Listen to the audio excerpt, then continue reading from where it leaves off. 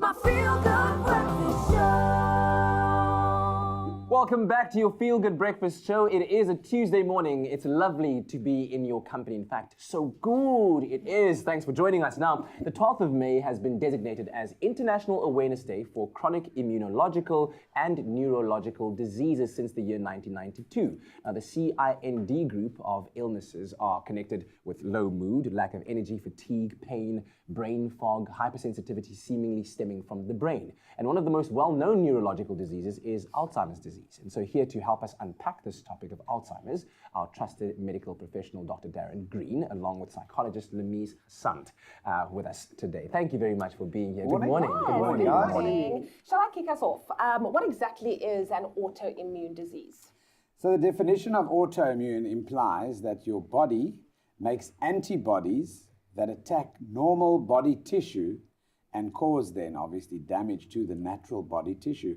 In other words, your body attacks itself, and that is regulated by the immune system. Yeah. So when we talk about autoimmune diseases and we talk about the CIND, these chronological, immunological, and neurological diseases, are those all connected? Are those forms of autoimmune disease? Yeah, so there are a few that will be, but there are also quite a few that are what are termed neurodegenerative diseases. Okay. Where they don't actually know the mechanism by which your body starts degenerating. And some of those would include things like Alzheimer's disease, for example, which is a neurodegenerative disease.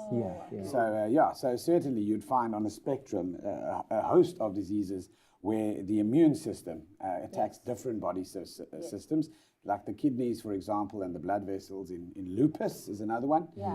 Things like Sjogren's disease or autoimmune thyroid disease can also be identified as a very common one. How does one define Alzheimer's disease? So Alzheimer's, often referred to as old timers because of its incidence after the age of 65, having its greatest surge, is defined as a progressive global decline of intellectual ability and cognitive impairment in the brain. And Alzheimer's specifically is the most common cause of dementia. One of the causes of dementia is Alzheimer's disease. It accounts for more than 50 to 60% of dementia. The other big cause is vascular dementia, which has an underlying vascular cause, like, for example, hypertension and stroke-related illness. And then obviously there are a lot of nutritional contributors that also contribute. But Alzheimer's has certain characteristics about what happens in the brain. Certain protein is deposited in the brain, a protein called amyloid that forms a disconnect between the brain cells talking to each other, and then obviously decreased amounts of neurotransmitters are available for that transmission. Lemeez, perhaps you can weigh in here then from a psychological point of view. Yes, before we come to psychological, amyloid is one of the factors that they look for. So there is a genetic link to Alzheimer's, and they would test the blood and look for the level of amyloids in the blood. Yes. The term that they're using commonly now is called neurocognitive disorder. And then dementia falls under that, and Alzheimer's would be then a subsection, as Darren said, of that.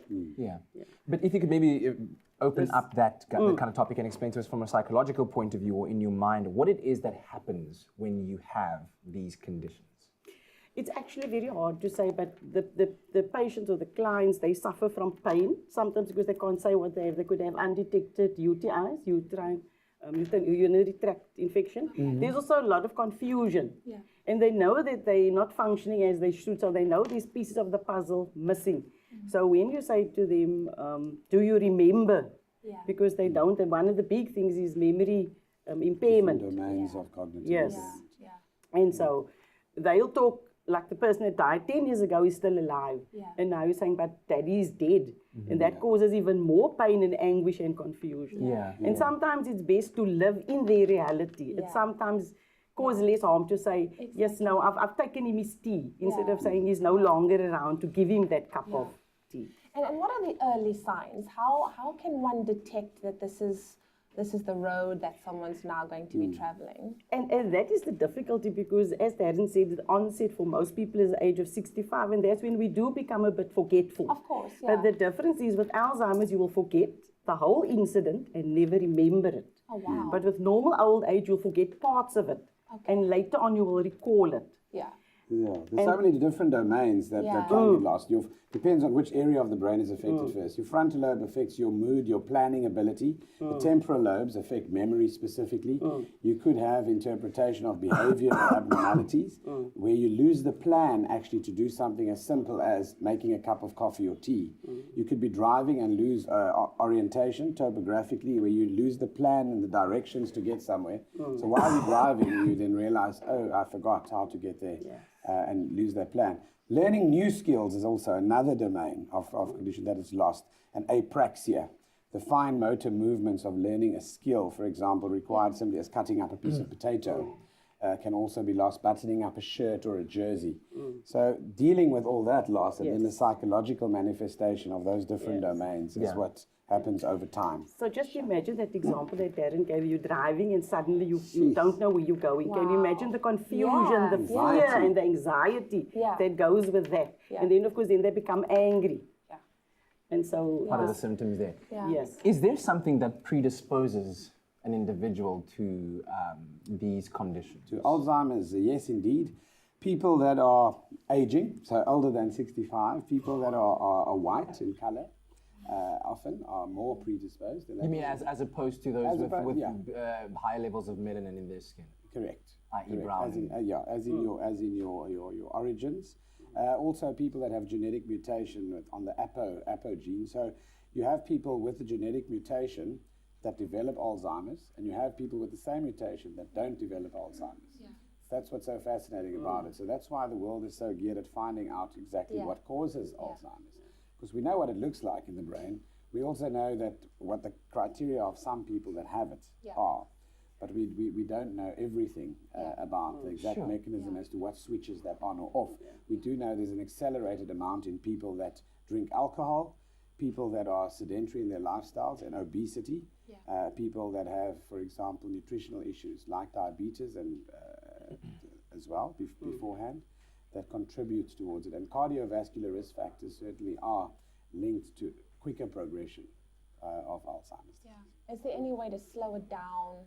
Most definitely. So research is geared at two specific areas. The first one is to treat the symptoms, and the symptoms specifically when it comes to the neurotransmitters levels being altered or changed. Mood, for example, things like depression and anxiety can be managed with pharmacological drugs, but also coping skills, life skills, etc., planning and executive planning and that kind of thing. But when it comes to curing the disease, you can't reverse the damage of that protein that's already been deposited. You can try and slow it down. So the two groups that we use are what's called acetylcholine receptor inhibitors, ACH esterase inhibitors, to help up the level of acetylcholine, a neurotransmitter in the brain that facilitates the cells talking to each other. Yes. Because that's what goes down in Alzheimer's. So we're trying to raise those levels. And obviously the second thing is to try and decrease the amount of plaques and tangles that are happening in terms of that deposition of protein. But we haven't discovered anything to reverse the process yet, to get rid of that protein once it's already been deposited. One of the big things they talk about, and you mentioned it, is being unfit. So they did a study in Sweden, and the fitter you are, the less chance of not getting Alzheimer's. Wow. Yes. So it's an all round, just being an active person. And I mean, we're not talking about running 10 kilometers in a half an hour, just generally being active, walking around, going for a walk, eating correctly. and eating correctly as well. All right, well, we're going to come back to the conversation and discover more about this as we look at International Awareness Day for CIND, or that group of conditions. And I want to ask our two experts here what the latest research says, what's being done out there in the world to try and combat these diseases. So stay tuned for that conversation on the other side of this. It's my Feel Good Breakfast Show. Welcome back to your Feel Good Breakfast Show on this Tuesday morning. Sunday, the 12th of May, was designated as International Awareness Day for chronological, immunological, and neurological diseases, and this since 1992. And that's why we have our medical experts here to discuss, among these, Alzheimer's as a main focus point in trying to understand the causes, the symptoms, how do you know if you're predisposed. And one of the things that is associated with Alzheimer's and that most people understand is the forgetfulness of certain things. So during the break, I was asking Dr. Darren Green, what would be the difference between being forgetful as a precursor to developing Alzheimer's versus being forgetful, just in general? Because I forget some stuff, and I'm like, I'm really bad with people's names, for instance. But then I know there's a song, it just doesn't come to me, and then because I don't want to frustrate myself, I just let go of the idea of trying to remember it, and then maybe one day it just comes back to me. Should I be concerned? Yeah, so understanding what Alzheimer's is and that it's one cause of dementia, important to put into perspective. So there's normal aging that occurs in the human brain, where you have a progressive loss of function in terms of the neurological ability over time. And the pre-runner physiologically, which is a normal physiological process, is what's called mild cognitive impairment, MCI. And that means you do have certain domains of your cognition or thought processes that can be altered or attacked, where you forget where you put your keys, where you forget little things. But it doesn't impact your daily living and your lifestyle that adversely. When it starts moving to a degree where you start realizing that it's affecting your functioning at work, in relationships, at home, etc., in the community, then it becomes easier to identify. And that's when people often then dig deeper to look at what's going on inside the brain. And then you'll see those are the early stages of dementia, of which the cause will be sought. And Alzheimer's might be one cause, because if you have a first-degree relative, your chances are 3.5% higher as well. And if you've had a brain injury, your chances of developing Alzheimer's is also increased. Okay. So that's important. And then, so just normal aging, loss of memory, MCI, mild cognitive, is a very real entity. That doesn't mean that you then need medication and so on. It's just important to quantify it. There's specific neuropsychological tests that we use. Some that are just broad screening tests, like the Mini-Mental, others like the Addenbrooke, and a few others that are a lot more detailed, that look at the domains. What's your planning like? What's your memory like? What's your calculating ability like? What's your recall like? Immediate recall, long-term recall, etc. So those are all very quantifiable things. Well, we've got a coffee here. Would you like to bring some coffee in? There we go. Princess just making sure you are. You're talking a lot, Dr. Darren. There we go. Just to reassure you. Yeah. It's not only the memory loss, there's also behavior changes. Yes. So you also become less coordinated, you become clumsy, you start to fall over. The daily things of like just being able to wash yourself, you lose the ability to do that. Toilet.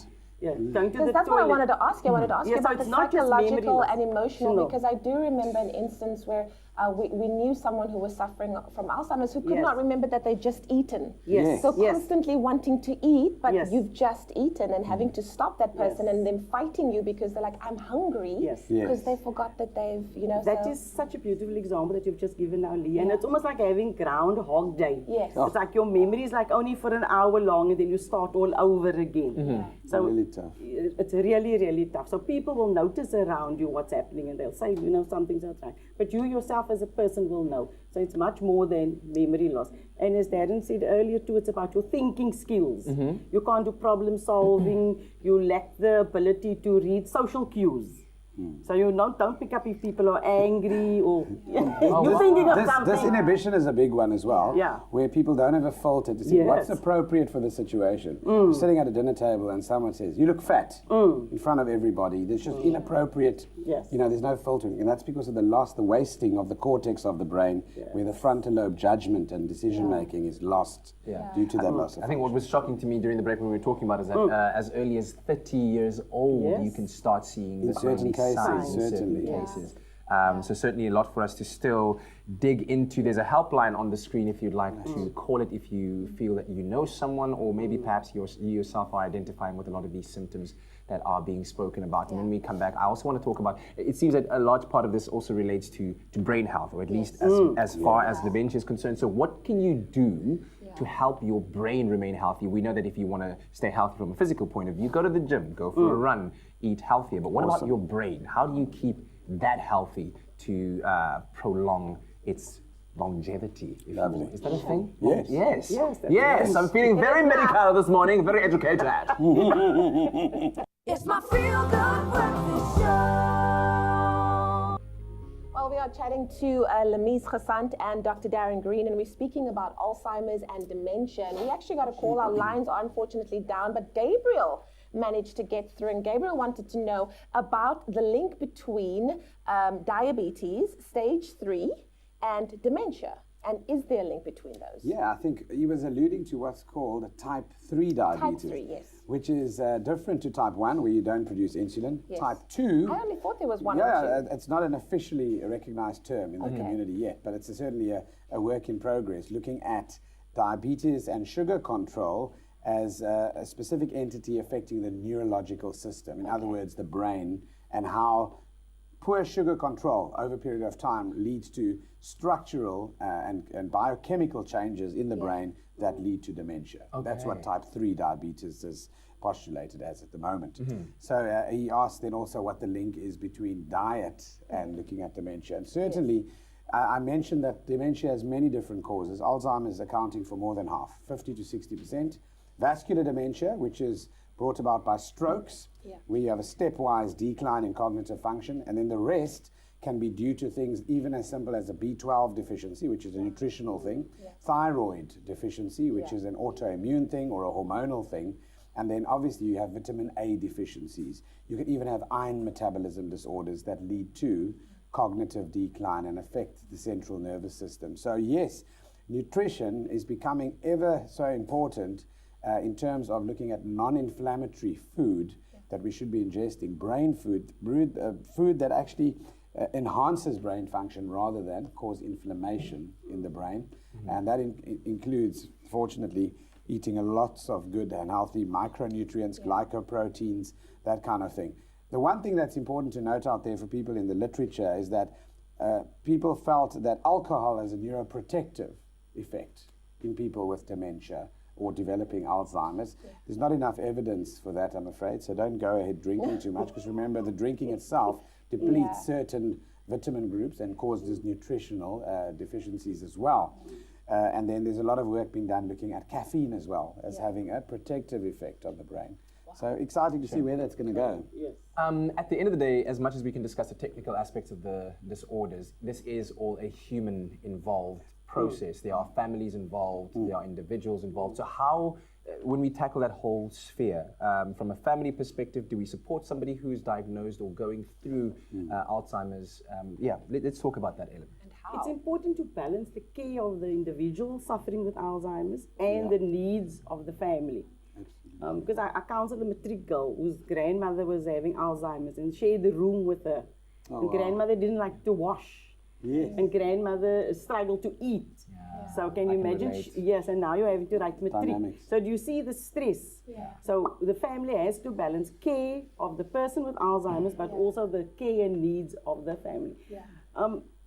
There is medication, but one of the things the person needs to stay fit, almost like your whole life through. I promised my daughter I wasn't going to use the sex word, but I do need to use the S word again.